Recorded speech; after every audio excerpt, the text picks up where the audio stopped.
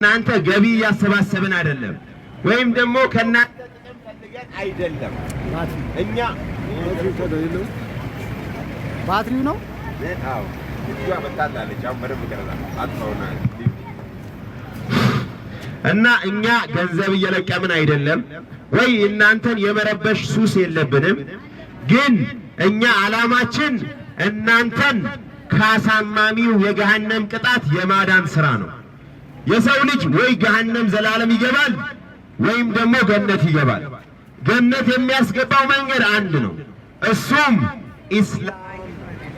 እስልምና ብቻ ነው። መንግስተ ሰማያት የሚያስገባው እስልምና ብቻ ነው። አላህ ቁርአን ላይ ይሄንን በተከበረው ቃሉ ሲነግረን ኢነ ዲነ ኢንደላሂ ልእስላም፣ በአላህ ዘንድ ተቀባይነት ያለው እምነት እስልምና ብቻና ብቻ ነው። ወመን የብተጊ ገይረ ኢስላም